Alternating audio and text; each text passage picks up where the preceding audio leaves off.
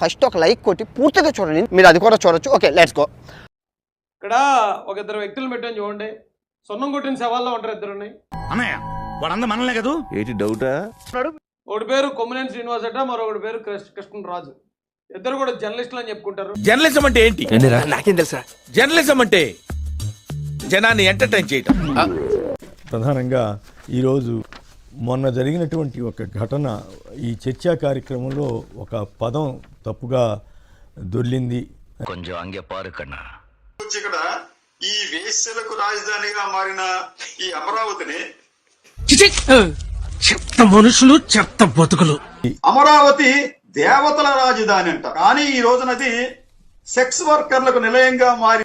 అరే నువ్వు కొంచెం దూరం పోయి కూర్చోపో, అక్కడ కూర్చోపో. మేము మాబోటి వాళ్ళని కూడా ఖండించాం. ఆ రోజు నేను మళ్ళీ సెక్స్ వర్కర్లకు నిలయంగా మారినట్టుగా ఆరోపణలు ఉన్నాయి. అదే మాట నేను అడిగితే ఏమన్నాడు? ఆ ప్రాంతం సెక్స్ వర్కర్లతో ఎలా నిండిపోయిందో మనం అర్థం చేసుకోవచ్చు.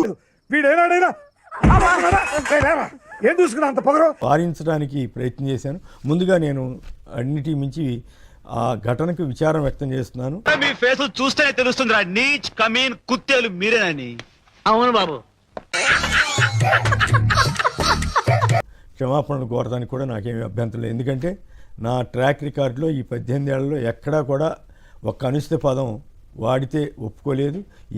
చూసాను సీసీటీవీలో టైమ్ ఆఫ్ ఇండియా ఏదో రాస్తే దాన్ని నిన్న వాడు సపోర్ట్ చేసి వార్త నేను కూడా చూసాను. టైమ్స్ ఆఫ్ ఇండియాలోనూ దేంట్లో హిందూలోనూ వచ్చింది.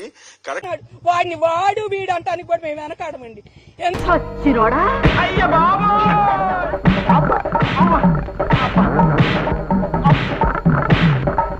ఎక్కువ మంది సెక్స్ వర్కర్లు ఎక్కడున్నారంటే అమరావతి చుట్టుపక్కల ప్రాంతాల్లో ఉన్నారు. మీ ఇంట్లో మీ ఆడవాళ్ళు అంతేనా? ఇప్పుడు ఇది చెప్పే వివిఆర్ కృష్ణరాజు పెళ్ళానికి కూడా చదువుతున్నావండి. నువ్వు ఇంటికి వచ్చాక నీ మొగుడిని చెప్పు తీసుకున్నాలి. ప్రపంచంలో నీ అంత నికృష్టుడు కూడా ఉండడరా. శవం మీద మరమరాలు ఎలుగుతునేవాడు మొహం చూడు. అలాగే సాక్షికి సంబంధించి కూడా నేను ఒక మాట చెప్పాలి. ఈ కార్యక్రమంలో జరిగిన ఆ చిన్న ఘటన వల్ల సాక్షి యాజమాన్యం మీద, జగన్ గారి మీద, భారతి మేడం గారి మీద అనవసరమైనటువంటి అనుచితమైనటువంటి వ్యాఖ్యలు కూడా చేయటం చాలా శోచనీయం. ఈ విషయం నీకు తెలిసిందా? నాకేంది ఏపీ హోల్ మొత్తం నేను ముందుగా వారికి కూడా నా క్షమాపణలు చెబుతున్నాను. ఇలాంటి వెధవి ప్రపంచంలో ఎక్కడ? వాస్తవం అధ్యక్ష, ఇది నా నేను అన్నందుకు నేను అనలేదు. నా ప్రోగ్రాంలో ఆ పదం ఒక విశ్లేషకుడు ఉచ్చరించినందుకు నేను ఖచ్చితంగా బాధపడుతున్నాను.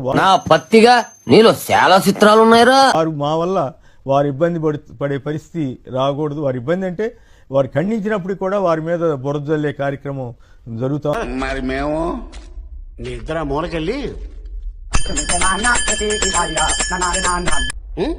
ఒకటి అర్థం చేసుకోవాలి, మేము అర్భకులం అంటే సామాన్యులు.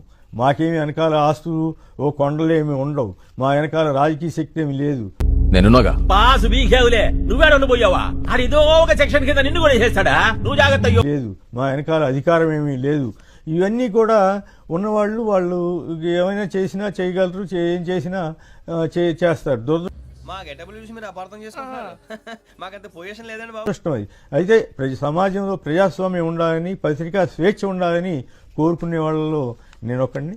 బాధ్యత కలిగిన భారతీయుడు. నిన్ను చూస్తుంటే అలా అనిపించట్లేదు. ఎలా అనిపిస్తుంది? మరి ఏం జరుగుతుందో ఏదేమైనా ప్రభుత్వం వారు కానీ వీటన్నింటినీ అర్థం చేసుకుంటారని నేను భావిస్తున్నాను. ఎవడో ఒక రోజు లైవ్ లో లక్ష్మీభారతి గారిని ఏదో 2 మాటలు అంటే ఆపు, ఆ పని కట్ చేసావు.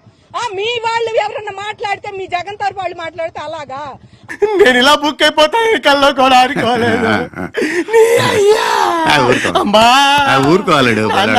మీరు చేయండి, సబ్స్క్రైబ్ చేయండి, 1,00,000 దాటించండి చెప్తా.